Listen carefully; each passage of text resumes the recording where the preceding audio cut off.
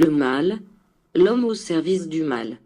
En cette période, l'influence du mal est plus grande que celle du bien.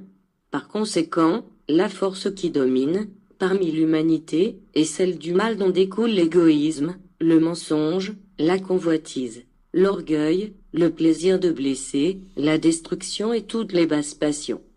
De ce déséquilibre moral proviennent les maladies qui tourmentent l'homme.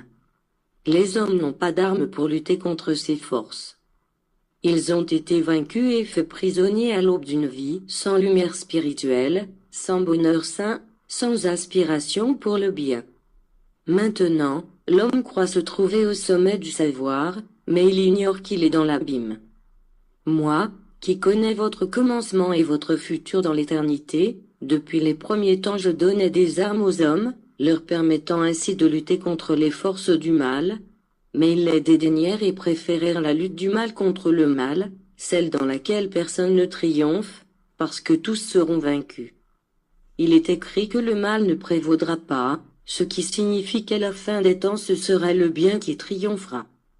Si vous me demandez quelles furent les armes dont je dotais l'humanité pour lutter contre les forces ou les influences du mal, je vous dirai quelles furent la prière, la persévérance dans la loi, la foi en ma parole, l'amour des uns pour les autres.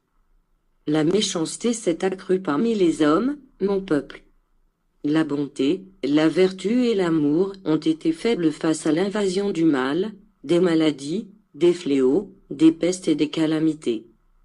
Tout ce qui constitue la semence des pervers a contaminé le cœur des bons, en a affaibli quelques-uns et a décimé le nombre des fidèles, parce que le mal a apporté une grande force au-dessus de l'humanité. J'ai laissé que cela se passe ainsi en raison du libre arbitre que je vous ai donné, parce que derrière toute la perversité, toutes les ténèbres et l'aveuglement des hommes, il y a une lumière divine, la conscience qui ne se perd et ne se perdra jamais. Il y a un principe, l'esprit, qui garde, immaculé, le baiser que le Père lui donna et qui est le sceau divin avec lequel j'ai envoyé tous mes enfants sur le chemin de la lutte. C'est grâce à cette marque qu'aucun de ces esprits ne se perdra.